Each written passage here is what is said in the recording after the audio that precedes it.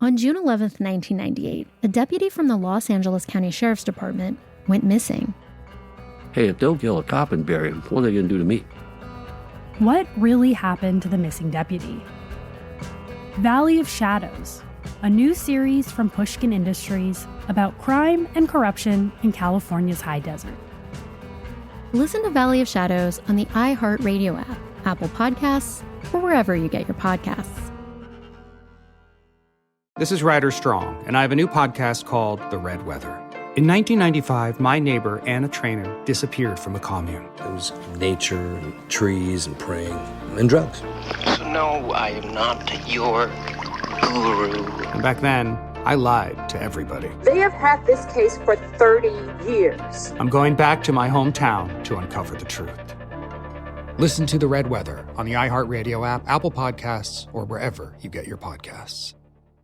And the winner of the iHeart Podcast Award is... You can decide who takes home the 2026 iHeart Podcast Awards Podcast of the Year by voting at iHeartPodcastAwards.com now through February 22nd. See all the nominees and place your vote at iHeartPodcastAwards.com. Audible is a proud sponsor of the Audible Audio Pioneer Award. Explore the best selection of audiobooks, podcasts, and originals all in one easy app. Audible. There's more to imagine when you listen. Sign up for a free trial at audible.com. 14 years in prison for killing a young woman. A 15-year sentence for a crash that caused 3 deaths. 12 and a half years for killing a child and critically injuring her mother. All true stories, all caused by marijuana-impaired drivers. No matter what you tell yourself, if you feel different, you drive different. So, if you're high, just don't drive. Brought to you by NHTSA and the Ad Council. When I mention the name Roald Dahl to you, what do you think of? Definitely the BFG. That was a classic. Charlie and the Chocolate Factory. And I think there was a series of the Great Glass Elevator. Love those. When you picture Dahl in your mind, what does he look like? Well, he's definitely older gentleman. I would say 70-ish, kind of big guy, not fat. Certainly not fat. He doesn't like fat people, but like, a tall man. Big cardigan sweater, a beard, sitting in a big kind of comfy reading chair, kind of like Masterpiece Theater style. When I mention the name Roald Dahl, what do you think of? So I think of Charlie and the Chocolate Factory, Matilda, James and the Giant Peach, and that he was, I think, an anti-Semite. Dad, what do you know about Roald Dahl? Almost nothing. I think I know how to spell his name, but if you ask me what he did, I don't think I could tell you anything about him. Did you know that Dahl was a spy for British intelligence? No way. I did not know that. That's wild. He worked for MI6. Very surprising. I'm very curious. Was this before he wrote his stories? It must have been. During the war, Roald Dahl was a spy for British intelligence. What? His job was literally to seduce the wives of powerful Americans, and he was really good at it. Okay, I don't think that's true. I'm telling you, the guy was a spy. I talked to a lot of people about Roald Dahl, and none of them knew even a fraction of his full story. And the full story is bananas. Forget the Roald Dahl in your head, the one who's the most successful children's author of all time. Forget the image you have of him, which, if it's like mine, is a disheveled, BFG lookalike grandfather figure in a worn-out cardigan and shaped like a spoon. Because the Roald Dahl I'm about to introduce you to operated in the shadows of World War II as a dashing British spy. Honestly, we could do a whole 10-part series just about the spy unit Dahl was recruited into during the war. A group of secret British agents in America that called themselves the Irregulars, a name they took from the informal network of child spies in Sherlock Holmes. Which also tells you how they see themselves. Young men operating in the shadows where traditional agents can't go. So, picture a handsome 25-year-old Dahl, 4,000 miles from home, thrust into this world without a single day of espionage training. Imagine how intimidated he feels, walking into a room with this collection of remarkably, almost suspiciously handsome and charming men who seem born for this work. Dahl, on the other hand, feels like an imposter, in way over his head. Let's hear from the man himself, Roald Dahl, describing his unlikely employment goals. My job was to try to help Winston Churchill to get on with FDR and tell Winston what was in the old boy's mind in America. I mean, how cool is he playing it there? As if he's just setting a lunch with some old pals and not orchestrating an alliance between the two most powerful leaders in the free world. As you'll hear, Dahl's whole life is one surprise after another. It defies all expectations. We would never expect a writer, like, say, Stephen King, to secretly conduct espionage, or Jason Bourne to retire from his spy work to pen 49 beloved books that changed children's literature forever. The combination simply should not exist in one human being. But then how do you explain Roald Dahl? Impossibly, implausibly real. Welcome to his deeply bizarre universe. I promise, it only gets stranger from here. From iHeart Podcasts, Imagine Entertainment, and Parallax, this is The Secret World of Roald Dahl. I'm your host, Aaron Tracy. I also teach in the English department at Yale, so books have always been a huge part of my life. And Dahl's were the foundation, the first ones I ever cracked open and read on my own.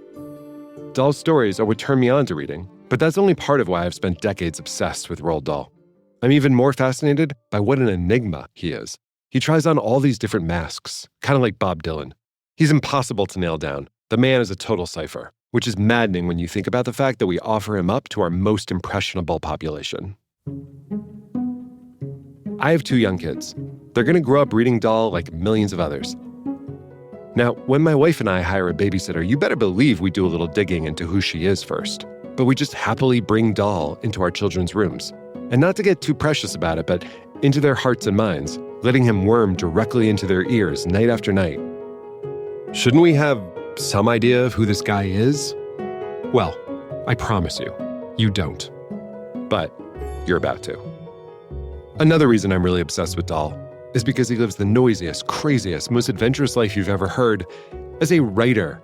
I'm a writer. Literally no one would describe me as adventurous. I write a ton of TV and audio dramas, but it's 11 a.m. as I record this, and I'm still in my bathrobe. The most adventurous I ever am is changing up my smoothie recipe by adding peppermint.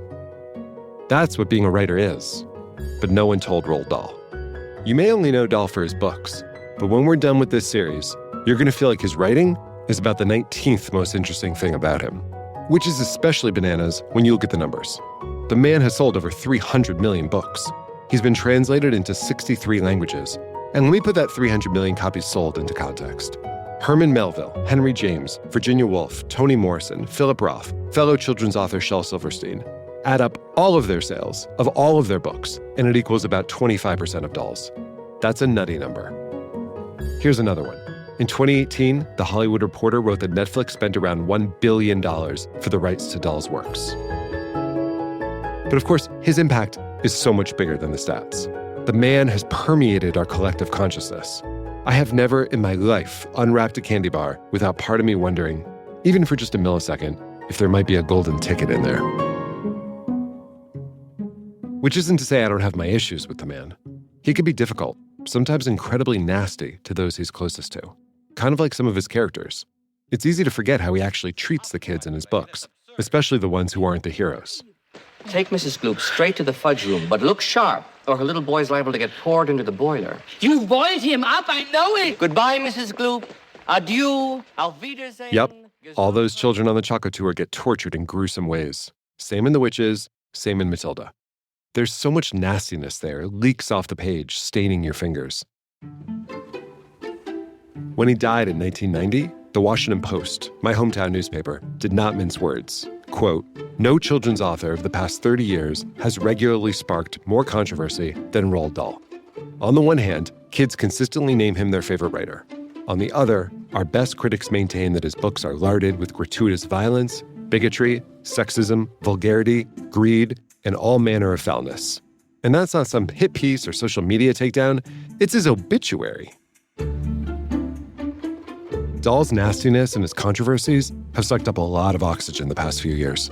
I now look at the spines of his books on my shelf not that differently than I look at J.K. Rowling's, which is to say, kind of queasily. We'll definitely get into all that. It's fascinating, sometimes ugly stuff from a guy who helped shape generations.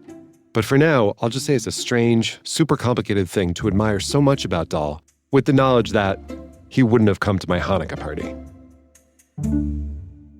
My friend, the writer Ben Dolnick, captures the dilemma perfectly in a short essay he wrote. He writes about watching his daughter fall headlong, quote, into that extraordinary, silent, inexpensive, schedule-disrupting passion of reading. Ben wrestles with watching her cherish books written by a man who may have been repelled by her very existence. I wanted to start the show off by talking to friends about their perceptions of Dahl, because the weirdness that people see in him is really telling. Here's the opening of a BBC profile from 1982. This is how a venerable, respected network introduces one of the world's most famous authors. The man who lives in this house makes very good orange marmalade. He also breeds orchids. He has never eaten a dish of tripe in his life, and he wishes that his dog could speak to him. He's Roald Dahl. Who else in the world would be introduced like that? He makes very good orange marmalade and has never eaten tripe? But that's how people talk about Dahl. He's a curiosity, a character, not a man. Honestly, I think it's at least partly due to his appearance. A real-life giant at 6'6". Plus, he's got that name that's so unusual for most people. And his creativity is just so off the charts. So with all that, he can't possibly be like you and me, right? He must be some fantastical creature that just wandered into our world. People are desperate for him to be a real-life BFG, or Miss Trunchbull, or Willy Wonka, which, fine, is not that unfair or unusual. We definitely imagine Hemingway was as haunted as his characters. We'd feel cheated if Phoebe Waller-Bridge wasn't as raw or hilarious as hers. But here's the crucial difference. Those other writers' characters operate within the boundaries of recognizable human behavior. Dahl's creations exist in a universe where children turn into blueberries and giants roam the countryside collecting dreams. So was Dahl really as mischievous and outlandish, whimsical and grotesque as his characters? Sort of. Now I'm incredibly excited to tell you about Dahl's very strange life as a very real secret agent.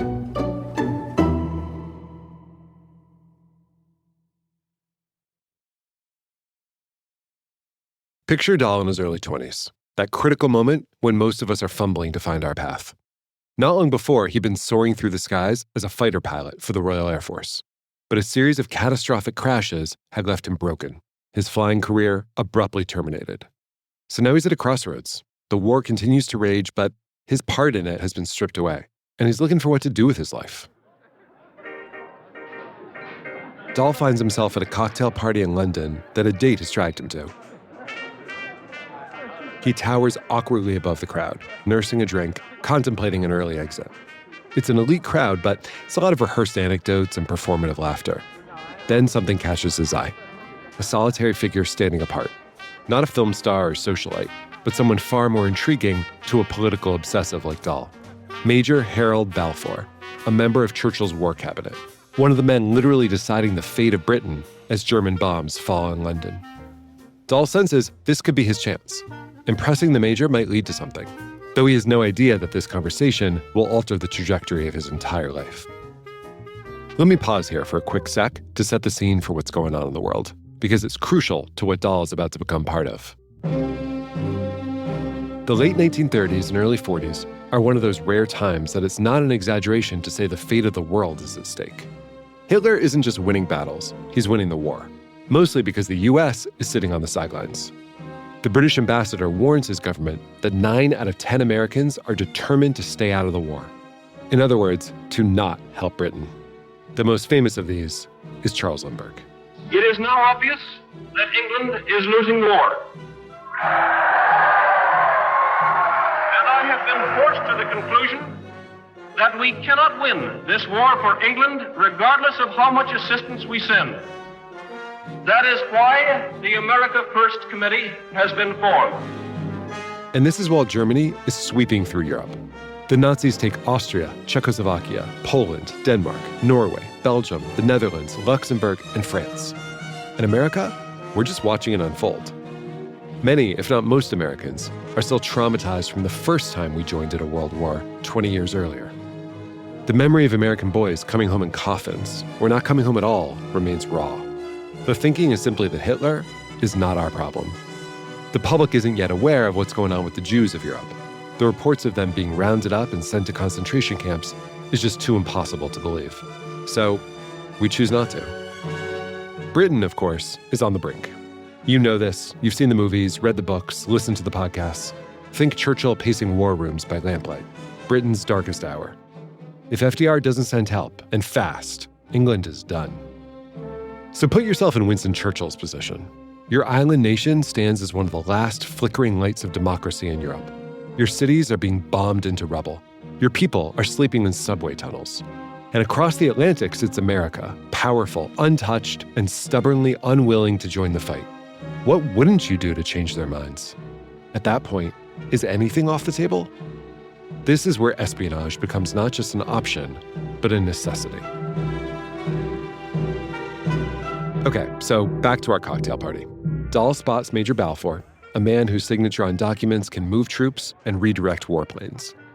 Dahl takes a deep breath, and with that peculiar confidence that will define him throughout his life, he crosses the room, introduces himself, and simply begins to chat.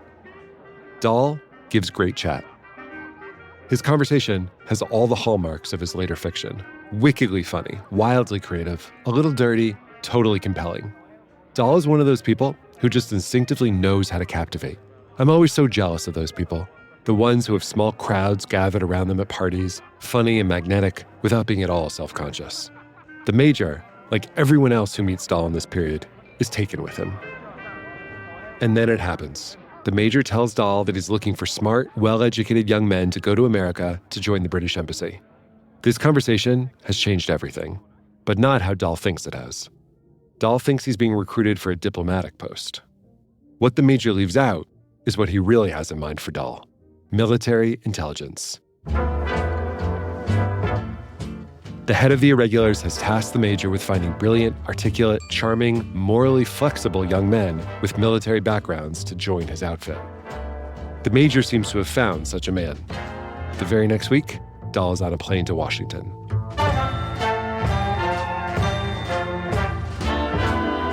When Dahl first arrives in D.C., he's entranced. It's this big cauldron of power, ego mixed with ambition, mixed with sex, mixed again with power. Yet it all feels as intimate as a college campus. Everybody knows everybody.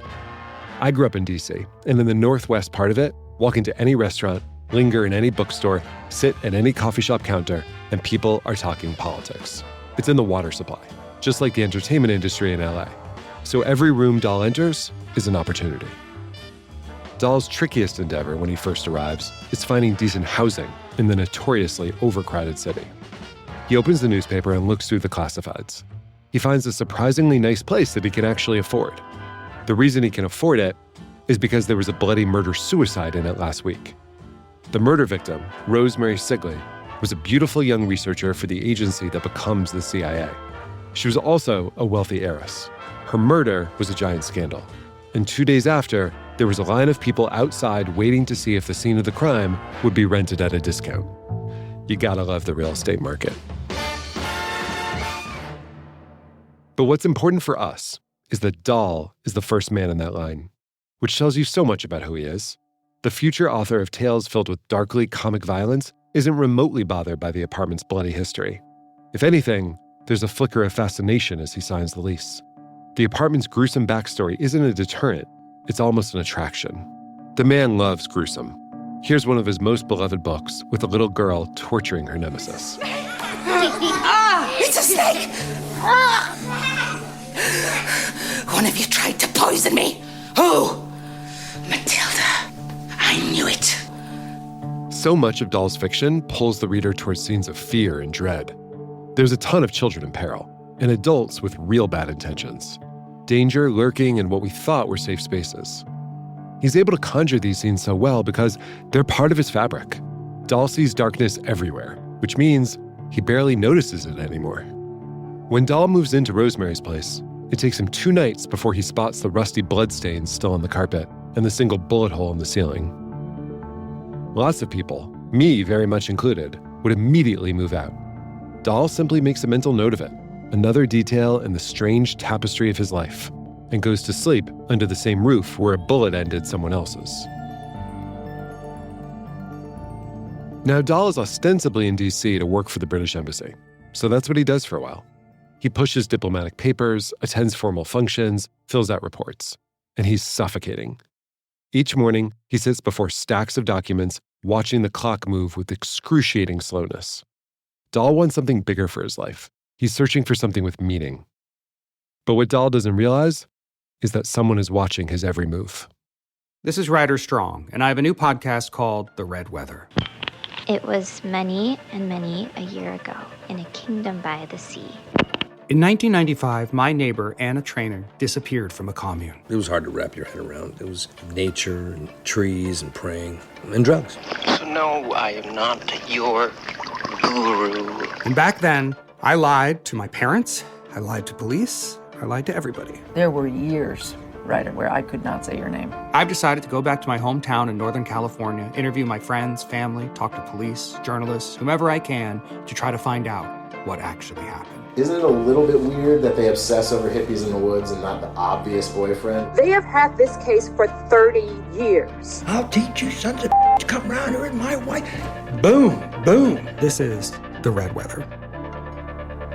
Listen to The Red Weather on the iHeartRadio app, Apple Podcasts, or wherever you get your podcasts. On June 11th, 1998, a deputy from the Los Angeles County Sheriff's Department went missing. It's an all-out manhunt for John Auger. Every search and rescue team in LA County has been called in to help.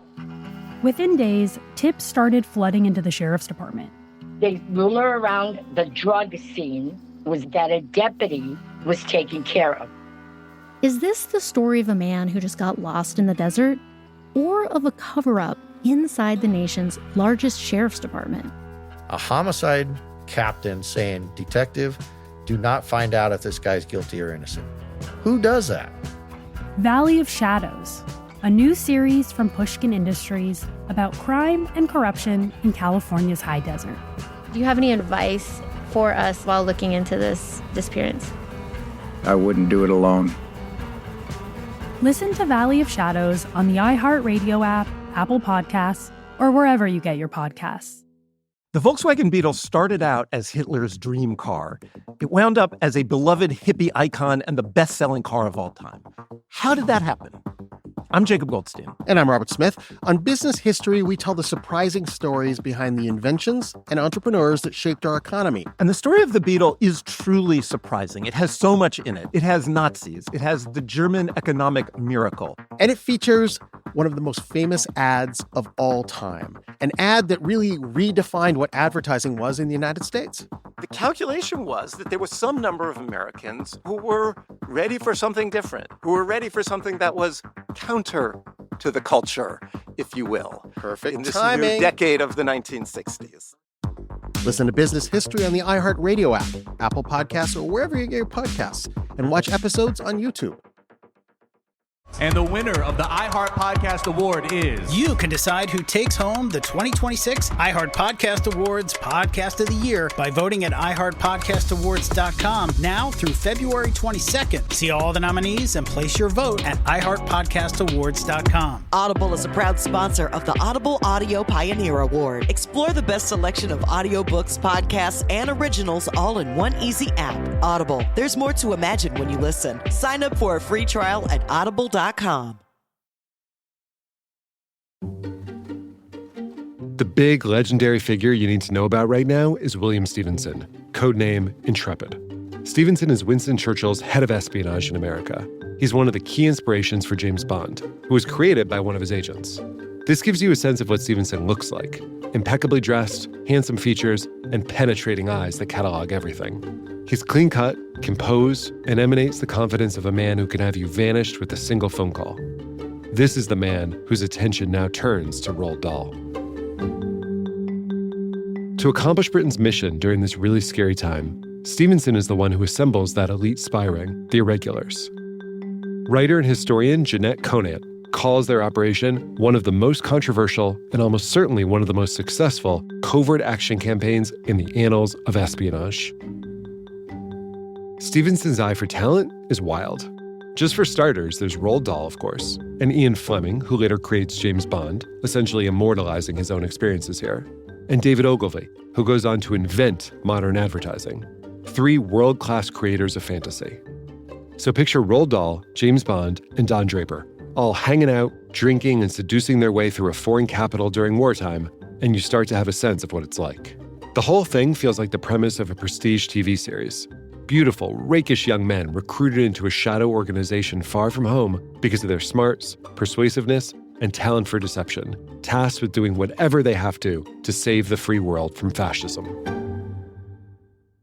The mission of the Irregulars is broad: gathering intelligence, sabotaging enemies, and creating propaganda that shifts public opinion. Their official history describes them as empowered with the vague task of doing all that was not being done and could not be done by other means. Which, come on, is a license to operate in the gray areas, if I've ever heard one. Dahl can't believe he's been recruited into this group. A month ago, he was languishing in the English countryside, desperate to figure out his life, hungry for purpose. Now he's found a role filled with subterfuge, deceit, storytelling, and role play. In other words, all of his natural skills, with the highest stakes imaginable. The personal stakes for Dahl are huge too. He can't go home to Buckinghamshire after this and tend to the sheep. This job is about to become his whole identity. You can tell how formative it all is for Dahl by the fact that it echoes through his later fiction like a recurring dream.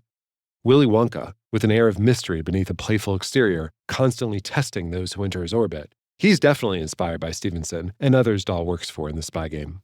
Also, the secret society and the witches that performs covert missions.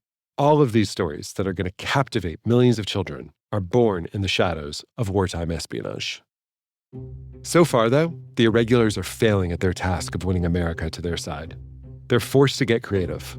One of my favorite tactics of theirs is when they hire a Hungarian astrologer, Louis de Waal. The assignment they give him? To publicly predict Hitler's demise based on the positions of the stars, and therefore make Germany seem less scary to Americans. It's like a PR smear campaign on the fascist dictator. Can't you just picture these young Irregulars around a table at 2 a.m. at some smoky Georgetown bar? Whiskey flowing. One says, "What if we just told Americans they have nothing to lose because the stars have already decided the Third Reich is done for?" And instead of laughing it off, there's a long silence. They look at each other intensely and say, "That is brilliant." They're so tickled with their idea, they send Louis on a national tour. Stevenson's main tactics, however, involve targeting the upper echelons of the U.S. government. And this is both to bring the U.S. into the war, and once that's accomplished, to make sure London maintains significant influence. If Britain can get someone close to the American president, that would be huge. Enter young Roald Dahl. It turns out one of Dahl's skills in particular makes him especially effective with the Irregulars. It's the same skill he'll later become legendary for, his storytelling. Dahl has recently begun writing short stories. It's not yet the all-consuming passion it will become. Like many young writers, Dahl is trying to find his voice by writing mostly autobiographically. Specifically, he's churning out brief fiction pieces inspired by his childhood and his time in the Royal Air Force. The stories are clever and dark, a little scary, and totally original. One story in particular centers on these grotesque little creatures he calls gremlins, who sabotage aircraft. A fun Gothic story which doubles as a fable for American and British cooperation. One reason Dahl's work continues to be read and seen and performed over a century after his birth is that, like Greek myths, his narratives tap directly into our primal fears and desires. They speak to universal human concerns wrapped in the irresistible package of the bizarre and scary and funny. The Gremlins has all of this. And in case you're wondering, as I was, this Gremlins has nothing to do with the Steven Spielberg-produced classic. Dahl mails the story out to every magazine accepting unsolicited submissions. And one bites. The Gremlins gets published in a local journal, and the story connects with readers. Those who dig it pass it around to their pals. Of course, in these days, that means literally handing your copy of the physical magazine to someone. Eventually, because this is just how Dahl's luck works, his story gets passed to a certain very important person you may have heard of. Eleanor Roosevelt read it to her grandchildren and loved this book. Here's Dahl, years later on a chat show on BBC One, speaking to host Terry Wogan about his stroke of incredible fortune. And so I got invited to the White House. And we got to know each other a bit, and I would go for weekends. FDR had his country place was called Hyde Park, a fast place, and we used to go there. Got to know him. I was only a young chap of 26 in an RAF uniform, and I had no business around there, really. Are you kidding me? For a spy, just befriending a staffer or an intern in the Roosevelt administration would be giant. Dahl, in his mid-20s, becomes pals with the first family. And how'd he do it? Through a skill he hasn't yet realized will be his superpower, making up a clever story. Dahl spends his time at Hyde Park swimming, birdwatching, barbecuing, and drinking with the president and first lady. He's making mental notes on everything, desperate to report it all back to Stevenson and prove himself in the job. According to Dahl, he even manages to spend time alone with FDR, mixing martinis before lunch while the tipsy president says things like, "I just received an interesting cable from Mr. Churchill," and then proceeds to tell Dahl what Churchill wrote. Surprise, surprise, FDR clearly takes a liking to Dahl too. He even drives Dahl around the property in a specially made car. It all feels pretty surreal for a young man not many years out of high school who's been tapped as a spy and is now casually hanging out with the most powerful couple on the planet. At the end of his first weekend with the first family, in all those lavish surroundings, Dahl goes back to his tiny apartment with the blood-stained carpet and writes up an incredibly thorough 12-page report with journalistic precision. Quote, "Visit to Hyde Park, July 2nd to 4th. Yeah, he got invited there for July 4th. Dahl's report includes everything FDR said about Churchill, his impressions about whether FDR will run for another term, and everything else he thinks could even possibly be relevant. We don't know whether Dahl's report was read by Churchill himself, but it's clear his work helps the British government gain insight into where America stands. There's even a suggestion that Roosevelt may have used Dahl to convey information to the British that was impossible for FDR to state outright for diplomatic reasons. For Dahl, it is such a head trip. Writer Matthew Dennison points out, Roald's life had become a double life. He was still ostensibly working for the British Embassy. At the same time, he was a gatherer and conduit of information in Britain's best interests. Needless to say, Dahl's handlers are more than a little shocked and beyond thrilled with this kid. And Dahl's early success only makes him more confident. The young man who felt rudderless just months earlier now moves through Washington with the assurance of someone who believes he can't fail. On June 11th, 1998, a deputy from the Los Angeles County Sheriff's Department went missing. It's an all-out manhunt for John Audet. Every search and rescue team in LA County has been called in to help. Within days, tips started flooding into the sheriff's department. The rumor around the drug scene was that a deputy was taken care of. Is this the story of a man who just got lost in the desert? Or of a cover-up inside the nation's largest sheriff's department? A homicide captain saying, "Detective, do not find out if this guy's guilty or innocent." Who does that? Valley of Shadows, a new series from Pushkin Industries about crime and corruption in California's high desert. Do you have any advice for us while looking into this disappearance? I wouldn't do it alone. Listen to Valley of Shadows on the iHeartRadio app, Apple Podcasts, or wherever you get your podcasts. This is Ryder Strong, and I have a new podcast called The Red Weather. It was many and many a year ago in a kingdom by the sea. In 1995, my neighbor, Anna Trainer, disappeared from a commune. It was hard to wrap your head around. It was nature and trees and praying and drugs.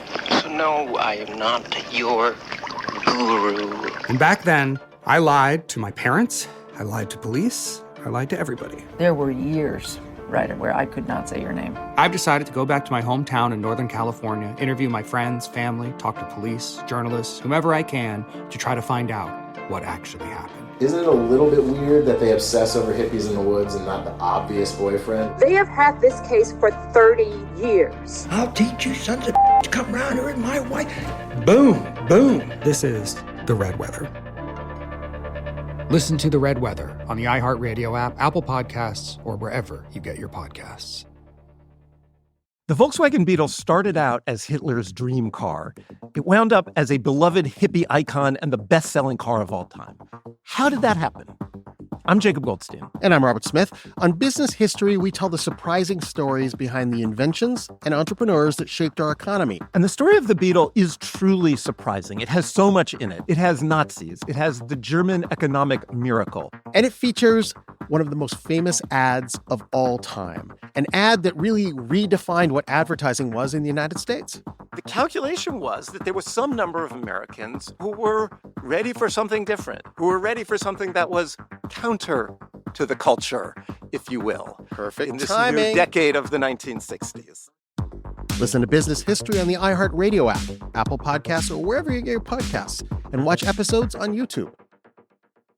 And the winner of the iHeart Podcast Award is... You can decide who takes home the 2026 iHeart Podcast Awards Podcast of the Year by voting at iHeartPodcastAwards.com now through February 22nd. See all the nominees and place your vote at iHeartPodcastAwards.com. Audible is a proud sponsor of the Audible Audio Pioneer Award. Explore the best selection of audiobooks, podcasts, and originals all in one easy app. Audible, there's more to imagine when you listen. Sign up for a free trial at audible.com.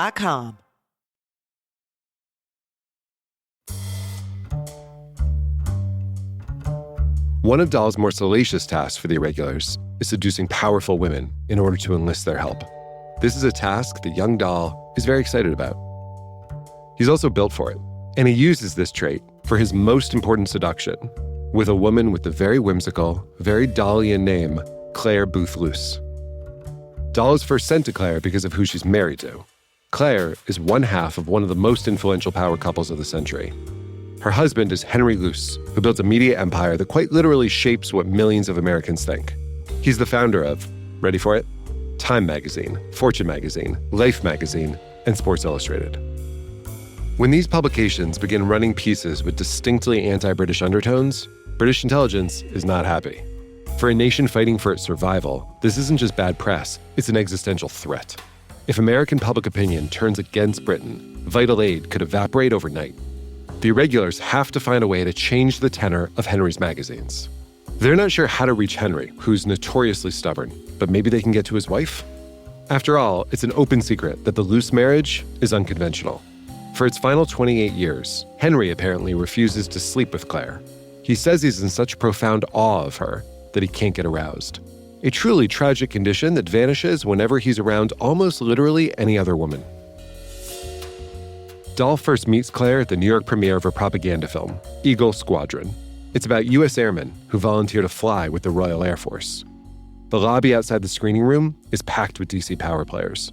Cigar smoke hangs in lazy clouds beneath crystal chandeliers. The murmur of hushed conversations about policy and the war intermingles with the clink of cocktail glasses. Dahl's date, Nancy Carroll, is a celebrity, once nominated for Best Actress, which tells you everything about Dahl's social currency. There are whispers about the impropriety of Nancy's obvious infatuation with Dahl, who's 12 years younger than her. But Nancy doesn't seem to care, and neither does Dahl. He already draws attention with his height and good looks. He enjoys the gaze of the room, but doesn't seek it, and his focus is now pulled elsewhere. Claire Luce is not in a spotlight, but in a pocket of conversation where men lean down to hear her. Dahl doesn't approach, not yet. He observes how Claire holds court, teasing some young congressman who said the wrong thing. The house lights begin to flicker. Dahl leads Nancy into the theater, but as they settle in, his eyes remain on Claire. Claire spots his stare, this impossibly handsome, impossibly composed British diplomat. She gets a chill when she realizes he's not looking away. He's telling her this look is not a passing glance, not an accident. Dahl has already been briefed on Claire by the Irregulars. For Claire's part, there's no flustered, bashful reaction. Dahl does not return home that night. Later in the week, when Dahl dutifully writes a letter to his mother, he tells her everything. And I mean everything. Even about his awkward exchange with his landlady after getting home from Claire's. He writes, quote, "I got home at 9 a.m. the next morning. I had to do a lot of talking to reestablish my reputation."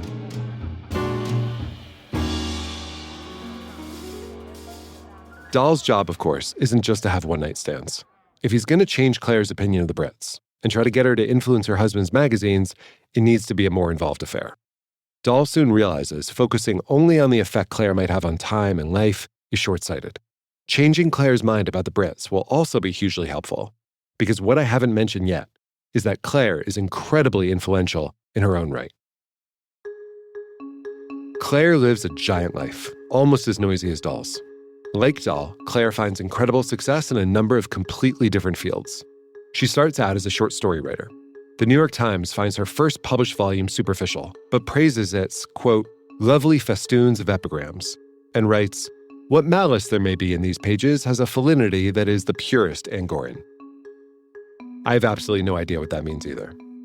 But I guess it's not good, because it pushes Claire to pivot away from short stories and to try playwriting. Turns out, she's pretty good at it. In 1936, Claire writes The Women, which runs over 600 performances on Broadway. It's a commentary on the pampered lives of wealthy Manhattan socialites, which Claire is about to become. The play is adapted twice for the movies, later with Annette Bening and Meg Ryan, but first with Joan Crawford. Well, girls, looks like it's back to the perfume counter for me. And by the way, there's a name for you ladies, but it isn't used in high society, outside of a kennel. Like Dahl, Claire bores easily. After her success with The Women, Claire decides to move into journalism. She works at Vogue, Vanity Fair, then decides to try war correspondent for Life magazine. Growing restless yet again, Claire takes her varied experiences in creative writing, journalism, and in the war, and decides to run for Congress. Accomplished, beautiful, and wealthy, Claire wins her election, and she's seated on the powerful House Military Affairs Committee. Here she is years later on the cartoonishly conservative William F. Buckley show, speaking about the subject of men versus women. Man's brute strength was stronger than woman's strength. It's that simple. After which, in order to get out from under, she developed a thing called guile.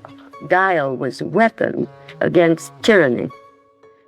With Claire's seat in Congress, her powerful committee assignment, and her unique ability to captivate audiences with her writing, plus her husband's little publishing empire, you could argue Claire's about as influential as it gets, which is bad for the Brits because she also gives a blistering 40-minute speech on the House floor arguing passionately against cooperation with England. If Dahl can help sway her, he'll be a hero to the Irregulars. Claire is in a very different social stratosphere than 20-something Dahl, who's living off cheese sandwiches in his tiny walk-up apartment. But even though Claire is already incredibly successful and married, and at 39, 13 years older than Dahl, she falls for him. Here's a tall, handsome ex-pilot who can talk literature and theater with her in a way most DC boys cannot. The relationship is electric, and Dahl is soon complaining to his superiors about Claire's appetite. According to a lawyer who serves in FDR's administration, again with a name that may as well be out of a Dahl story, Creekmore Fath, Dahl confides in him that he just can't take another night with Claire. She's completely worn him out over 3 nonstop evenings. He doesn't have anything left. I went to the ambassador this morning, Dahl says, and I said, it's a great assignment, but I just can't go on. And according to Dahl, the ambassador replied, Roald, did you ever see the Charles Laughton movie Henry VIII? Do you remember the scene of Henry going to the bedroom with Anne of Cleves, and he turns and says, the things I've done for England? Well, that's what you've got to do. Many years later, Dahl will put the things I've done for England line into Sean Connery's mouth as James Bond. I don't really believe the British ambassador said all that to Dahl. To me, this feels less like a real complaint and more like a humble brag. Dahl is trying to figure out what it means to be a man in this uncertain period. Should he be a macho playboy or a more sensitive man of letters? He's 26. This is when you figure out who you are, which isn't easy when you're lying about your identity to almost everyone you meet. The overall effect of Dahl's relationship with Claire is pretty profound. He reports back on all his intimate, candid conversations with her. He's able to tell his superiors about internal debates regarding the British that are happening in Congress and behind closed doors in influential media circles. He's offering unparalleled insight into American political dynamics. And he helps the British craft proactive ways to engage the Americans for help. And pretty soon, wouldn't you know it, Life magazine is running some pro-British stories, framing Britain as America's most essential ally. But even more importantly, Dahl is in. Weekending with the president, carrying on an affair with a congresswoman, and mingling with some of the most powerful figures in the country. In espionage, access is everything, and Dahl has it. But he's still far from achieving all his goals. He still has a lot of work left to do, and he's going to have to do it with a ton of obstacles in his way. While I've mentioned that pretty much everybody who meets Dahl loves him, the truth is that when anyone is as successful as Dahl is, there are going to be those who don't appreciate it. A charming, arrogant, handsome 26-year-old foreigner actively practicing espionage on behalf of MI6 in the US and conducting affairs with some of the most powerful women in the nation, yeah, that's going to engender some enemies. For one, the FBI.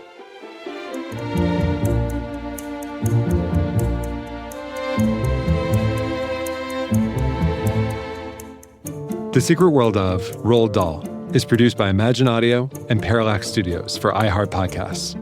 Created and written by me, Aaron Tracy. Produced by Matt Schrader. Post-production by Windhill Studios, with editing, scoring, and sound design by Mark Henry Phillips. Editing by Ryan Seaton. Music by APM. Executive producers, Nathan Clokey, Cara Welker, Brian Grazer, Ron Howard, and Aaron Tracy. Additional voice performances and recreation by Mark Henry Phillips and 11 Labs. If you enjoyed this episode, be sure to rate and review The Secret World of Roald Dahl on Apple Podcasts or wherever you get your podcasts. Copyright 2026. Imagine Entertainment, iHeartMedia, and Parallax.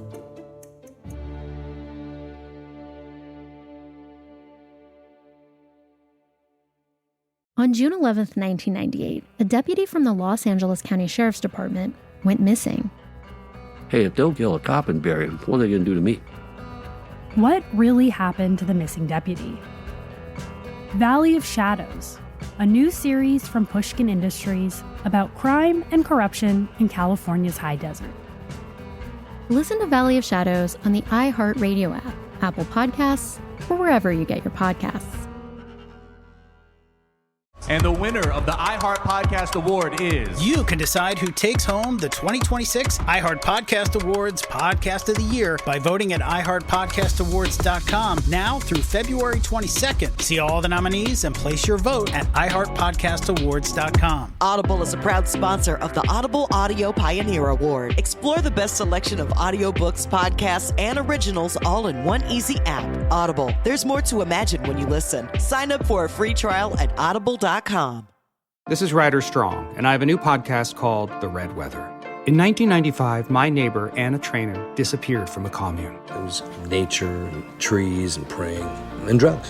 So no, I am not your guru. And back then, I lied to everybody. They have had this case for 30 years. I'm going back to my hometown to uncover the truth.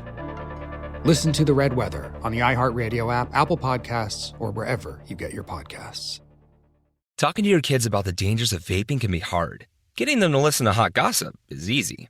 So here's some drama you could share with your kid. Dude, did you hear about Cassie and Jake? No, but did you hear that vaping can cause irreversible lung damage and nicotine affects brain development? Nuh-uh. You don't need to gossip if you want to have an open conversation about vaping. So if you want to get tips on when and how to talk to your kids, visit talkaboutvaping.org. Brought to you by the American Lung Association and the Ad Council.